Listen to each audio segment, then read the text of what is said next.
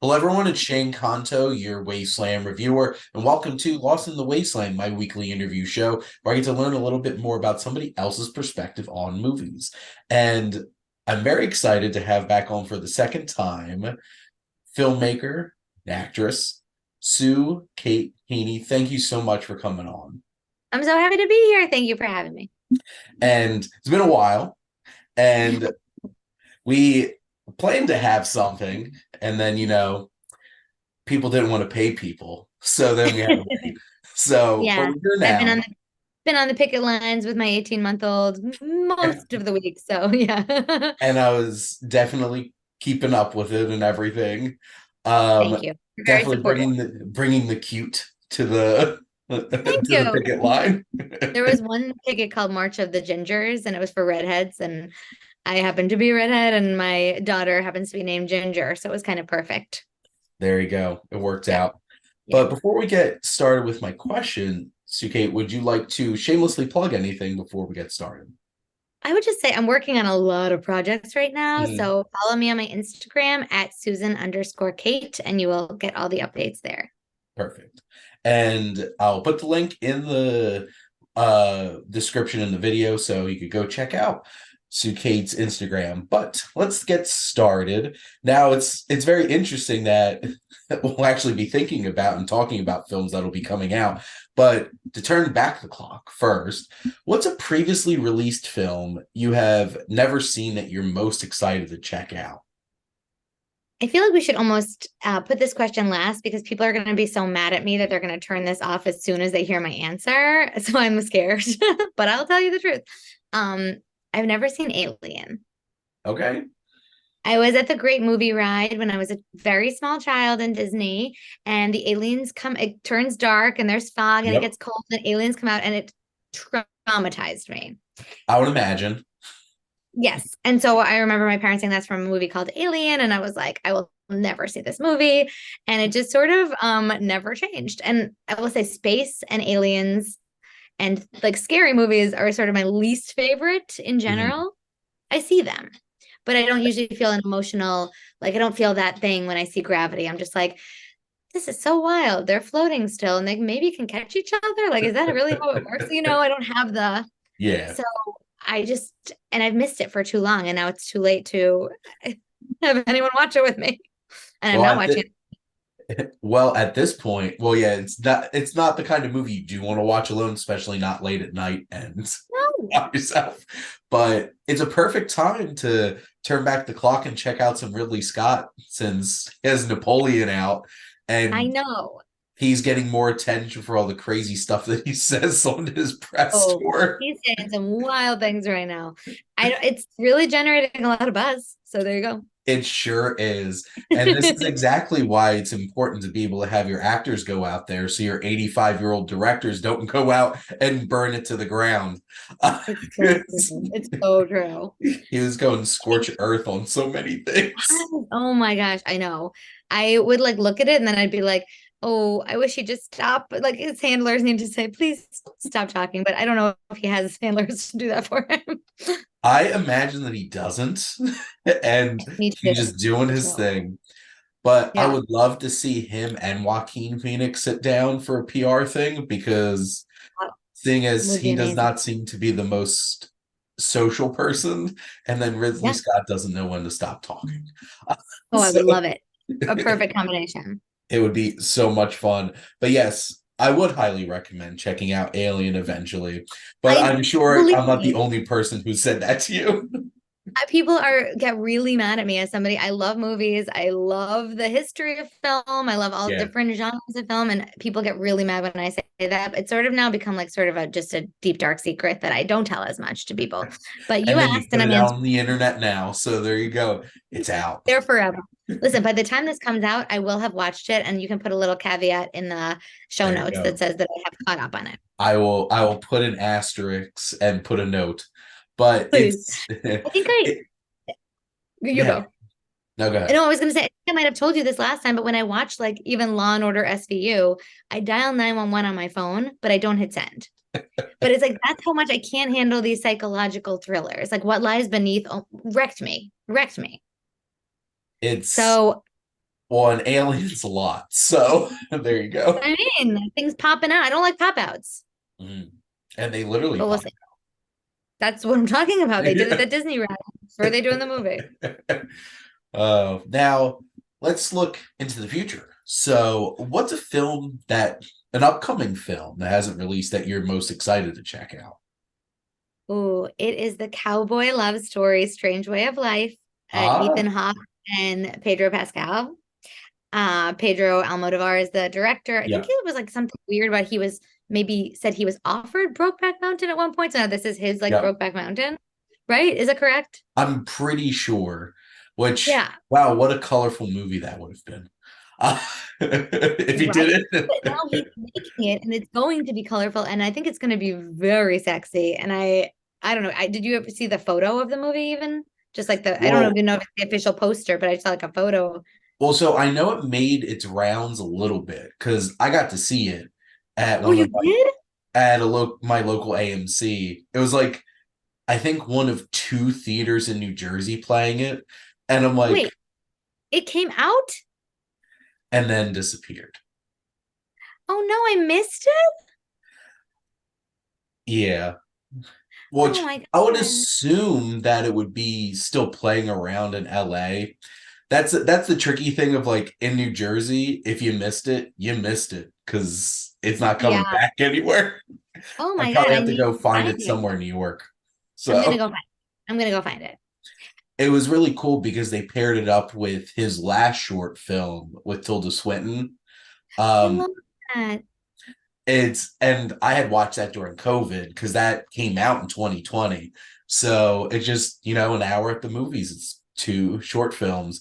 And Oh my apparently he made this film hoping that somebody will pick it up and actually make it into a feature-length film. God, So that's here's the amazing. hoping.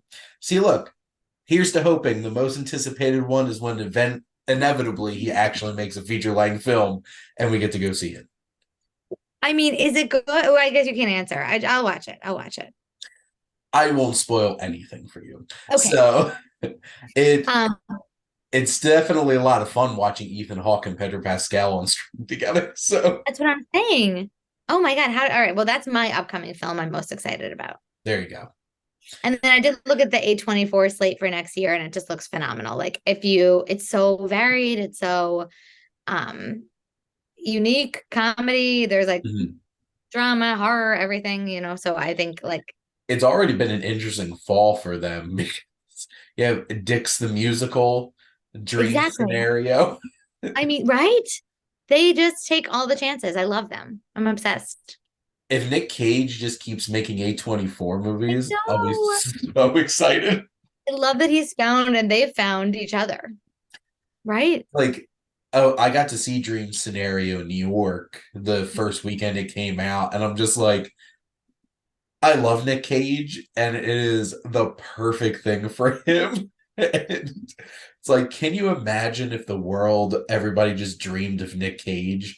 What a Right. strange existence we would be in. But I So, can imagine. yeah, I think it's now pretty we can cool. imagine. Yeah, Uh, exactly. Now, my next question is so a lot of people have a lot of strong feelings about remakes. There's obviously been a lot of them, but what's one film that you wish would actually get remade? This was really hard for me because I feel that way about remakes. Yeah. Um, and I like All About Eve is like my one of my top five movies. I Hmm. don't want it to get remade at all. I would be so angry if it got Yeah. remade, but like I wish I could star in it and it could get remade for me. Do you know what I mean? But I don't There you want it to go. get but I would say what I want to get like tangentially remade. I love Cleo from 5 to 7. Have you ever seen it? Oh, The Agnes yes. Varda. I I have just think it's my Criterion collection of Agnes Varda films. I love her. Like Yep. I really yeah, I think her movies are so cool. I think she's so like I love watching old interviews of her Mhm. and but I think wish that movie would get made with like 20 other women, like Madeline from 7 to 9 and Yeah. Jolene from 9 to 11. Like I want to see what all these different women are doing because I think it blew my mind when I first saw it. I was like, this is really just a character study of this woman between, and a fabulous woman who's like Yeah. gorgeous and like dripping with magnetism, and but just what she's doing in those 2 hours.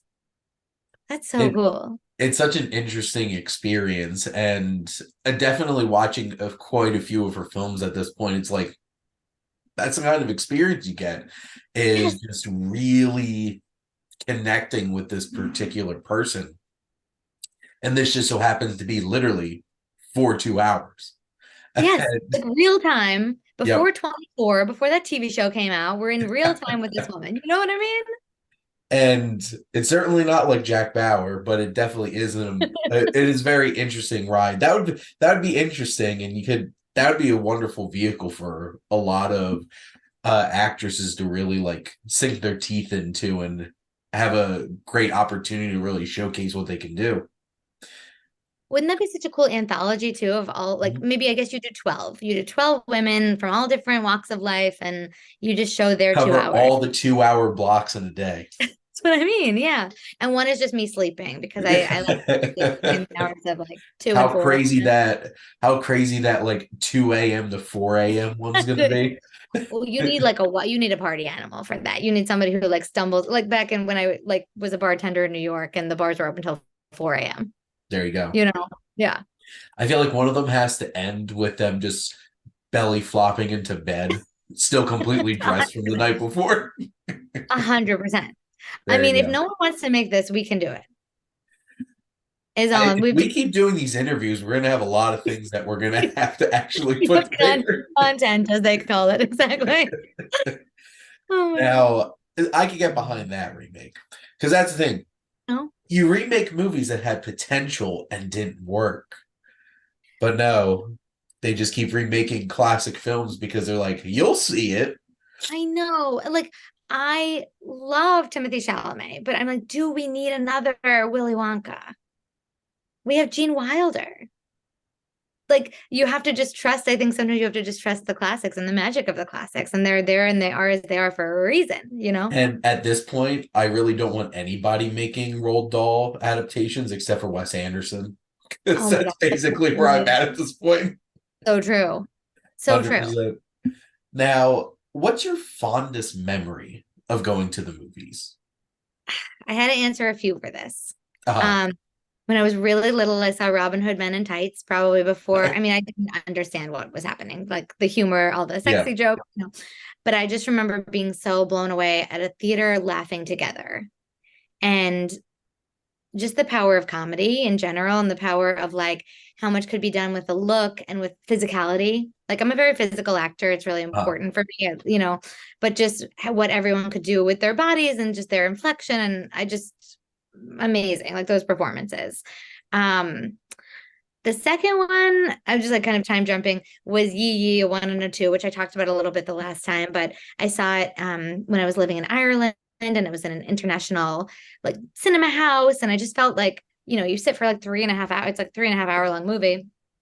And I cried maybe like multiple times, like 7 times. yeah. Cause like this is what movies can be, they can just be this. It like blew me away. And then the third, and no offense to this movie, but my husband and I saw Invincible on our first date, the Mark Wahlberg movie. Yep. And so, it was such a charged first date. We met in a really like weird and funny way where I asked him to show prints at a benefit. I was hosting for Katrina photographs, and he's like, I'm out of town, but I was like, well, I love your photographs. I'd love to buy a print. And I just really thought he was so cute on his MySpace Uh, profile. How long ago we met. And so then we met. I winked at him so many times. He's like, do you have something in your eye? I was like, no, I'm flirting with you. He was like, oh my God. I said, do you have a girlfriend? He said, I do. I was like, oh, he's like, I thought you wanted to buy a print. It was very like yeah. convoluted. And so then I'm like, now I'm in it to buy the print. So I still had to go buy the print, and his photographs are amazing. But I paid $100, like an art buyer who had no money, Yeah. and bought the print. And then we, met so I could pick it up. And I said, like, I can't be your friend. I think that you're cute. And I would never want, if I had a boyfriend, I would never want him hanging out with an art buyer who was like, thinks he's cute. He said, we broke up with my girlfriend like as soon as we met, because I knew I wanted to be with you. And then he's like, can we go to the movies in 2 nights? And he took me to see Invincible. So that's that. And so it was just such a like a date, you know, and we got Then you're married. just like, "Hi, I'm Mark Wahlberg. I play football." I know the movie itself. It's funny because I actually have a strong connection to that movie specifically is Funny. because, well, one thing, I grew up in South Jersey, so like Exactly. I'm in the like heart of Eagle country, Yes. and I'm that Giant fan. Who's in That's the funny. Totally. So like Elizabeth Banks is like, "Tell me about your beloved Eagles," and I'm just like, and she's walking around in her Giants shirt. Oh But my I had the CD of the soundtrack to that, stop. and because the music is great, It's it's a funny. I don't lot even better remember. than the movie. Yeah, I Object know. like objective like the movie is like what you would expect by the numbers kind of biopic about this guy who should never have actually become a professional football player but did. But Right. like the music from like Jim Croce, it was the first time I ever heard Stranglehold by Ted Nugent, and I'm just like, I need to like listen to all this other guitar music. Because Mm, like that came out when I think that was 2006. yeah. So I was like 15. So I was in high Yeah. school and I'm like, this music great. Well, I also grew up on that kind of music because I grew up with my grandparents and my mom. Of And course. but so I'm pretty sure I still own it, honestly, the movie. But you have a We much own more it. fun 100% we story. own it. There you I mean, go. yeah, Well, it was, I feel like you have to at that point. we had to. We like remembered it as being like kind of good when we first saw it because we Uh, were so like into each other, you know, like the night that we met, he called his brother and I called my best friend and I said, I met the guy I'm gonna marry, but I think he's alternative because he had an arm sleeve, which uh, turned out because he had like tennis elbow. Like it was not like an alternative, like I thought he had like tats, you know, like a lot of cool yeah. tats. So he had like a physical injury. And he called his brother and said, I met the woman I'm gonna marry, but I think she has Tourette's because I winked at him so many times that I had like twitch that I couldn't keep under what wraps. what a But so story. we were in the haze, you know what I mean? So in the Yeah. haze, that movie was like, what a little movie with so much heart. And then we watched it the night we got engaged and we were like, this is a terrible movie. It's not a great, you know, not, I shouldn't say it's a terrible movie, but it's not as high It, art as we thought it was the first time. it's exactly what you expect it to be. And it's Exactly. exactly what you should expect from Mark Wahlberg playing some like blue collar guy who turns into a football player. That's, yeah, that's the thing. 'Cause Elizabeth Banks is great in everything. Yeah. Like, I I think that just, was one of the first times I ever saw her, to be perfectly honest. And I think it was one of her first. yeah, she stood out. So Yeah. and it's not just because I'm a Giants fan. Sure. She has blue, Now, you know. there you go. Now, I really like asking this specific question because not everybody's like a big reader and stuff like that. But what's a if you could adapt any written work as a film, what would that be? Yes, it's funny. I everything I read or listen to, I like act out because I am an actress. So it is a There you problem. You go. know, so everything I have to get into the mindset of the character and I'm always sort of, I don't know, just thinking their thoughts when I'm reading it. Like I remember in New York, I'd always be reading on the subway or listening to music and miss my stop by like 5 stops because I'd be so engrossed in it, you know. I Yeah. have to turn around, go the other way. So a recent book I read was called The Guest by Emma Klein. And a lot of people didn't like it because it's like, but a lot of people loved it. Like it's one of those very it's a New York Times like bestseller. Like she's like living her best life. But people were like, not a lot happens. And I'm like, right, that's so great. Like, why can't we just be with a character and like be inside of them for 250 pages? And I loved it because of that. So I think the movie would be so cool and very 70s and very French and very, you know, I think it would be like a really cool character study movie, though they'd probably have like explosions at it or something. But you know, and the end is so you don't really know what happens at the end. It's one of those books that I'm like, tell me when you finish, and then I'm like, what do you think happened? Like, Yeah. and everyone has wild theories about what happened. So I would love to see that and just see how they could end it and still let people feel that. Mhm. The other things I like, there's two other songs that I always would like any of Joni Mitchell songs off the Blue album. In fact, I'd like the Blue album to be a movie There you go. because the journey of that whole album is just like I like write to that. I write screenplays to that a lot just Uh, because it's like to me the perfect album. And then America by Paul Simon. Just that song, well, just something I just want to hear what happens to Kathy, I'm lost. I'm like, what did you say together? Did you find yourself? Did you find what you yeah, love? Counting the cars on the New Jersey Turnpike. I just love to see a movie of that couple. absolutely. It's been interesting because I've gotten into audiobooks this year. Yeah. So I've been listening to that and like, they're like acting it out and everything is like coming to life. And I'm still working on The Stand. I've been listening to The Stand for months because it's Yes. 47 hours. And I'm Oh just yeah. sitting there like, I don't, because like I watched the most recent miniseries of it that was on CBS All Access before it turned into Paramount Plus.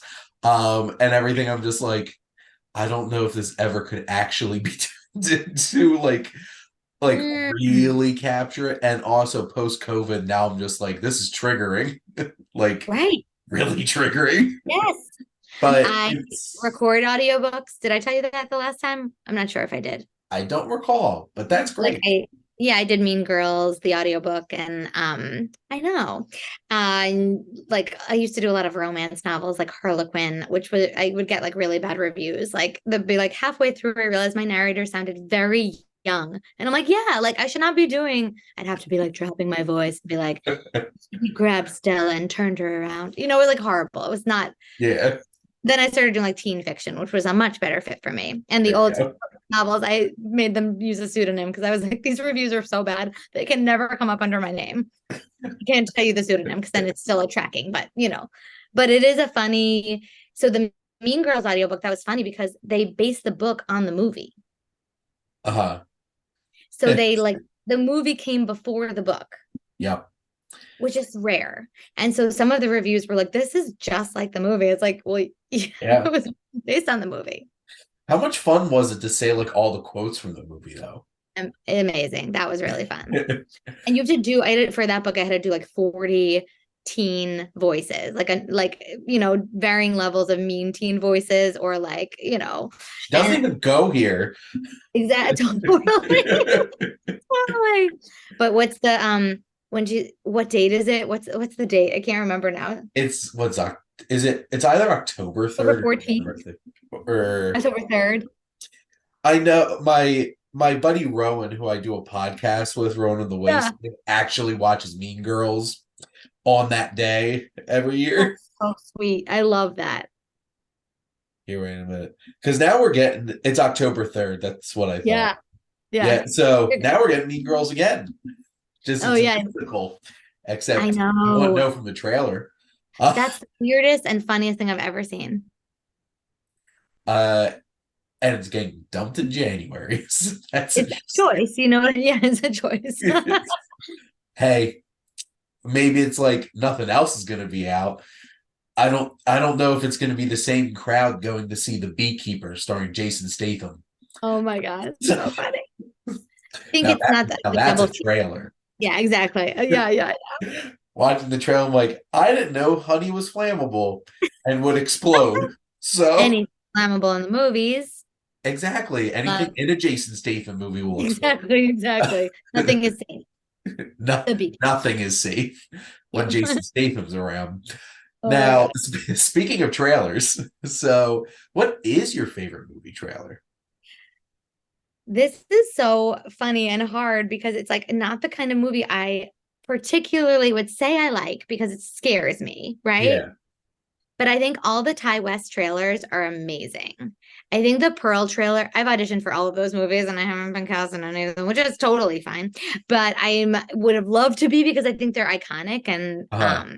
iconic. And she's amazing. And like I did not audition for that role. But that Pearl trailer, I think it plays like I wanna be loved by you, just you, and like or some sort of old timey song like at the Yeah. end. And the Well, because juxtaposition of like violence in Hollywood and uh chorus girls, and I don't know, it just does something to me, that trailer. well, I remember seeing X and then being surprised by a trailer at the end of the credits. And it's just like, hey, Right. they have a prequel. What? Yes, that's another A24. They Yep. know what they're doing. you know? Well, And the new one's now going we're to be all excited amazing. for Maxine. So I read the script because I auditioned for it, and it's like phenomenal.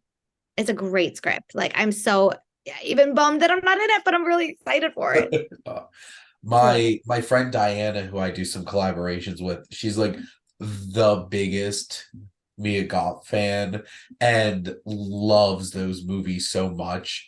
And Oh, she's super into horror. And she's like, these are like my favorite. We did a video recently like spotlighting A24 films. So basically she's like, oh. can we do both Pearl and X? I'm like, can we save one for like the next time we do it just to like shake it up a little bit?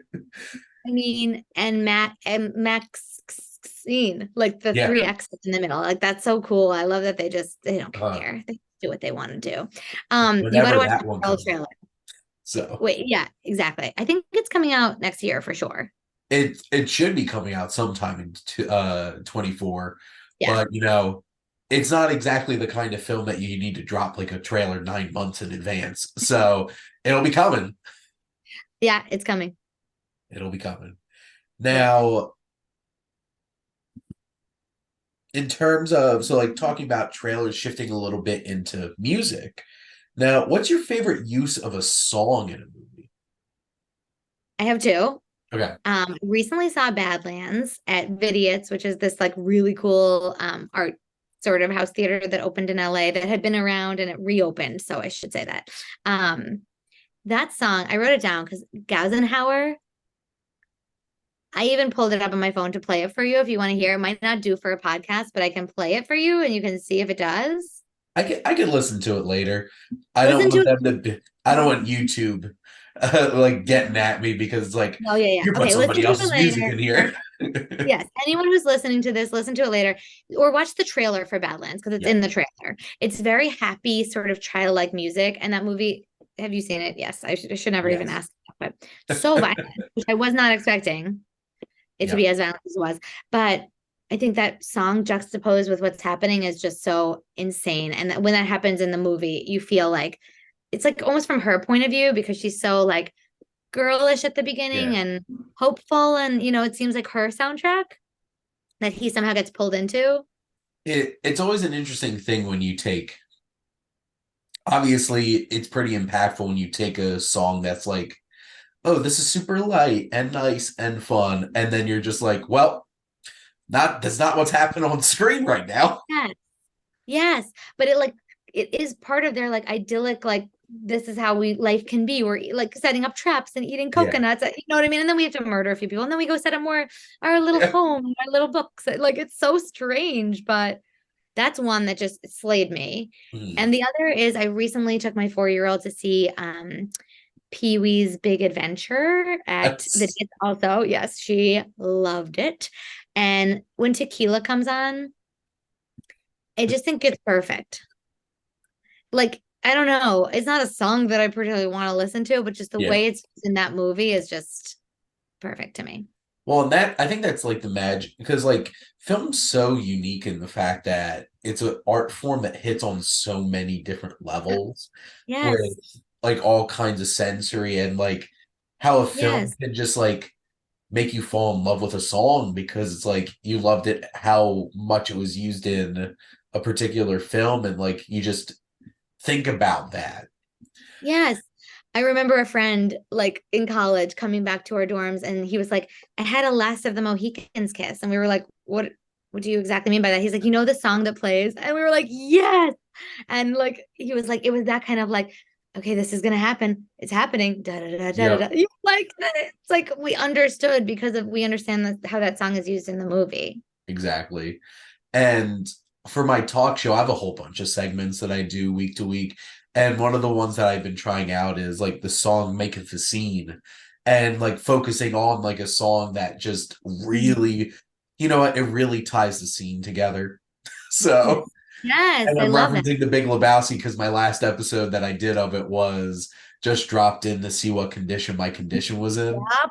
Yep. Because Gutter Balls would not be the same without it. So true. It's perfect. It's a perfect song for that, So perfect. Yeah. But now, still thinking about music. I don't know if you're the kind of person who likes to sit and like listen to scores and stuff like that. But if you're gonna listen to one, what's that score that you're gonna pick? Don't kill me. I have three, but I'll talk about them quickly. Okay.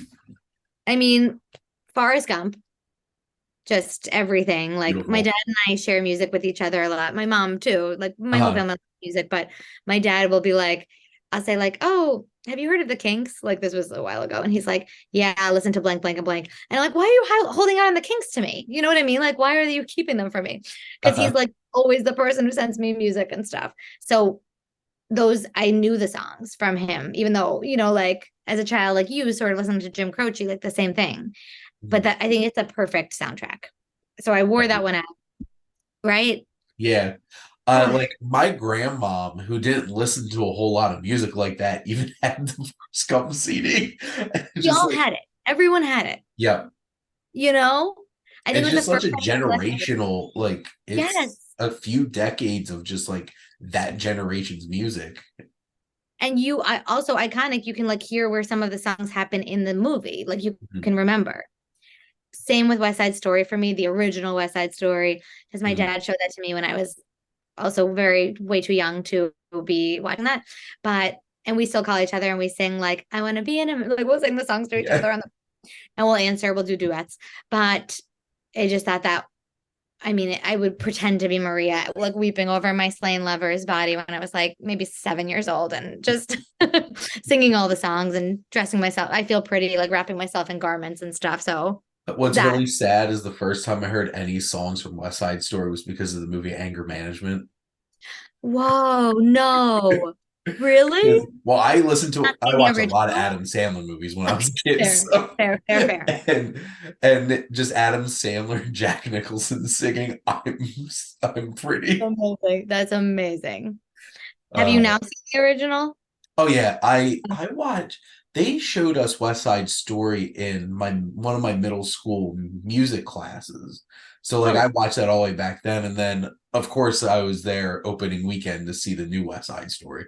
yes. So I mean, it's it's the iconic. I same mean, music. It's just different people singing exactly, it. So exactly, totally. And I did also like the new one, but the old one just has my heart, because it's the one I saw first. yeah, But the number one is Purple Rain. Prince, I love him. He's a yeah. star. That is the most perfect music. And the movie, I love the movie. I think it's wild. I've Mhm. seen it maybe 4 times, 5 times. Um, but just you cannot get better than that soundtrack. I don't think. Like Purple Rain just puts you into a mood. Just Every song though on that album. But yes, Purple Rain does definitely put like you just want to go like this, like yeah, hold your hand in a fist, pull it down, and like feel it, like touch your heart and sing. just hits that sweet spot. It does. Now, I actually love this question because this is like the airing of the grievances. But my last question for you, Suke, is Hey, we skipped one. We skipped one. Do you want me, or maybe you cut it? The film that exceeded expectations. we did skip that. Let's go back to it. What's a film that exceeded your expectations? I only want to say it because I loved it so much. I loved Are You There, God? It's Me, Margaret. Oh my God. I Oh, got to go to a press screening of that on a Saturday morning with my oh, wife, and my wife oh. and the PR rep, and like all crying on Yeah, and I'm sitting there because like obviously like I loved the film. I thought it was so great. Obviously, yes, I'm not gonna like fully relate to everything in the sure. film, but like I did.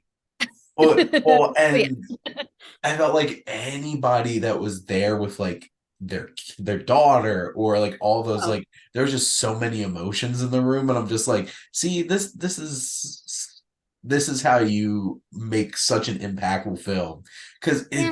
I loved it, and like the young woman who plays Margaret Oh, is so amazing, you can see and everything on her face, everything. And I thought Rachel McAdams, who was great in everything, but I yeah, also thought she was great in this. And the dad was great, and the grandparent, the grandma. oh my god. My God. I don't know how feel about Rachel McAdams playing moms now.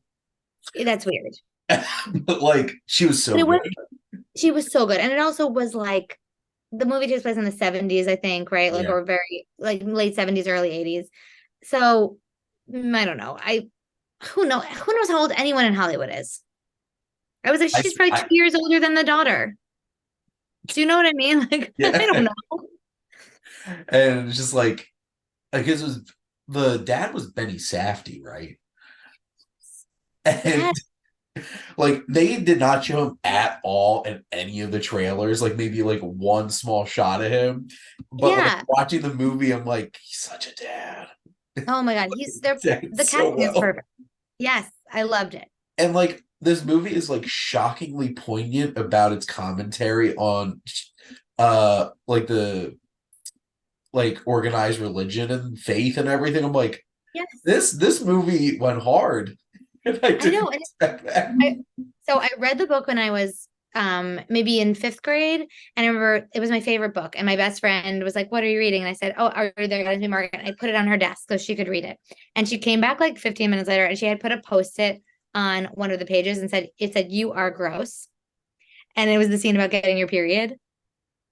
And I was like, "Why is that gross?" Like I remember even being like a little bit like, Uh-huh. and I was a little embarrassed, but I was also like, "No, something's wrong with you."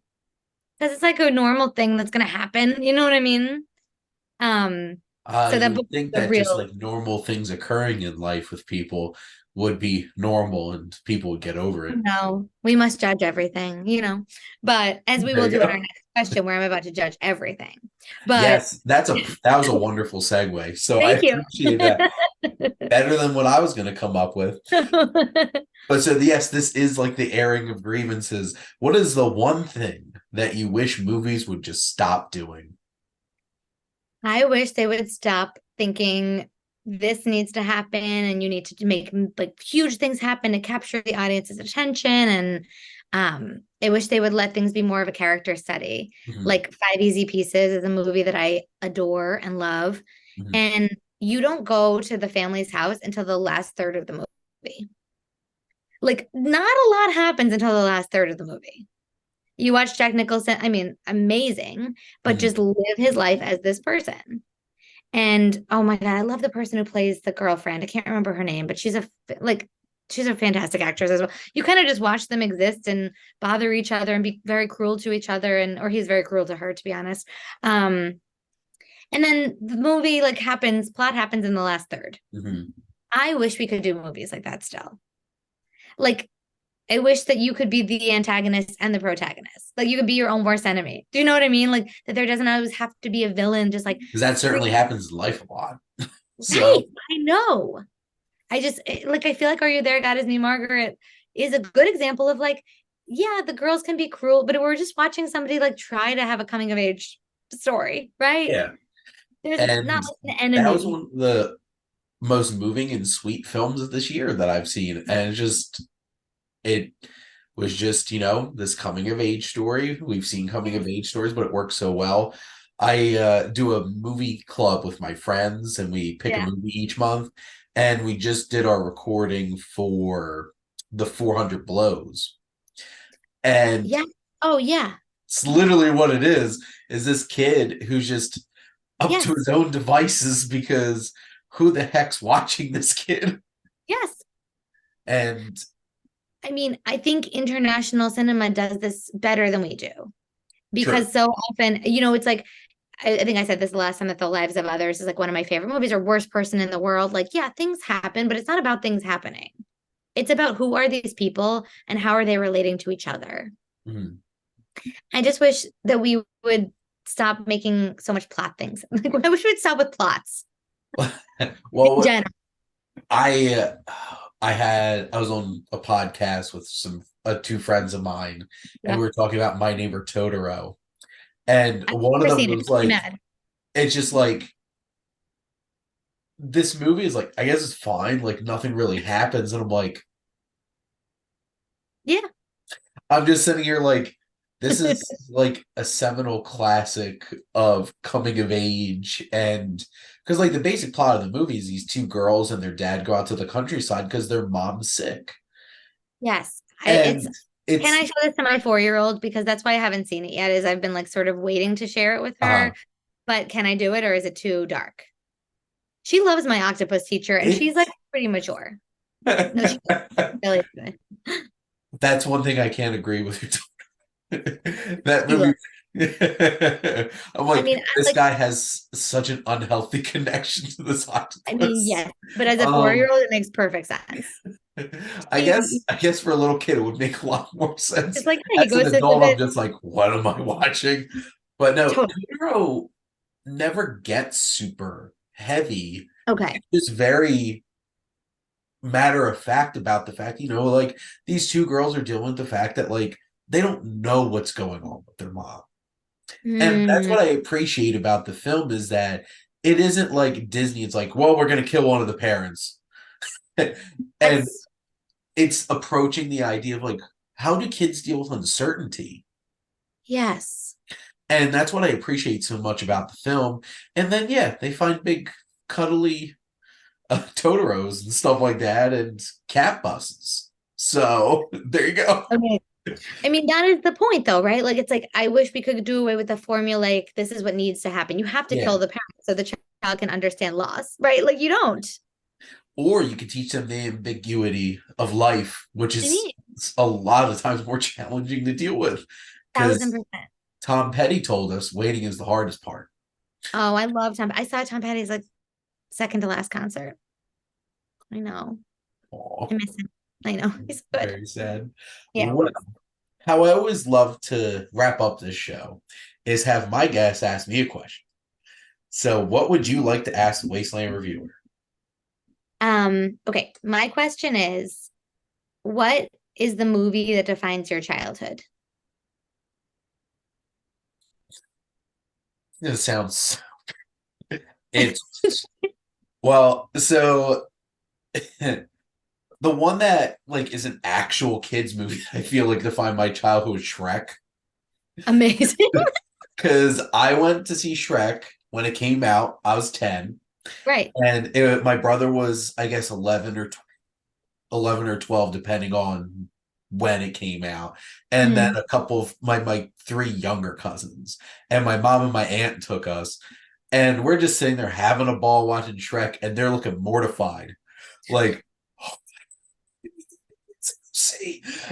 Because, like, watching Shrek as an adult is so much better because then you get Yeah. everything. But like Yes. I watched Shrek and Shrek 2 so many times as a kid Oh my to the God. point where I'm basically uh Robert Neville from Will Smith's I Am Legend. I can tell you Shrek from start to finish. Amazing. But like the most defining movie that I watched as a child, which I should never have watched as a child, was Yes. I was 10 years old when I watched The Godfather. Wow. Because my Wow. grandpa made my mom show me it because it was my culture. I mean, yeah, I'm half Italian, so I did watch it young as well, but not Yeah. that, not 10. Which also, like,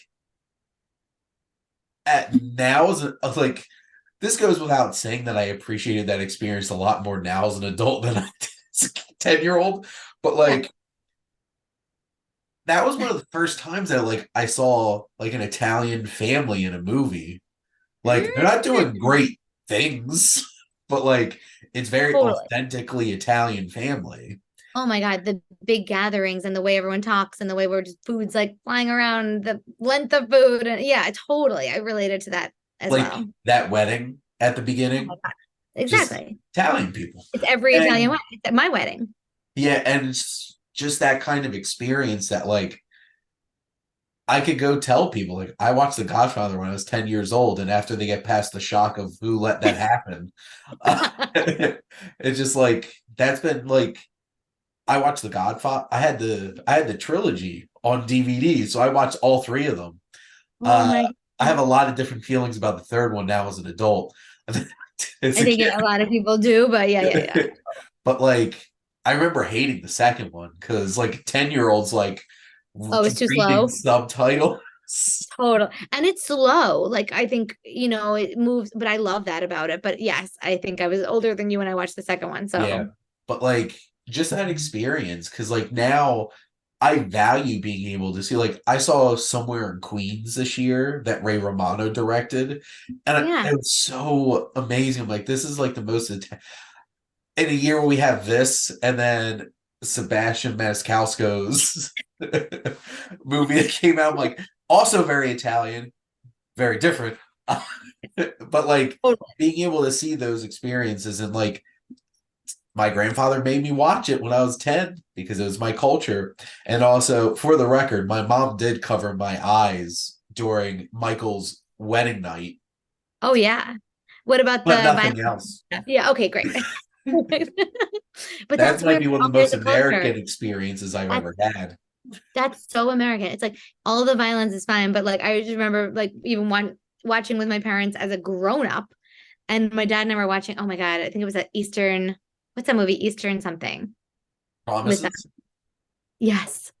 And there's Yeah. like really sexy scene. My dad's like, "Are your eyes closed?" I was like, "Yeah." Are yours? He's like, "Yeah." And we were like, both of us were still watching, but it was like just the Yeah. two of us. Well, but then it's so American to be like, "Oh, a boobie is coming out. Everybody must have hurt."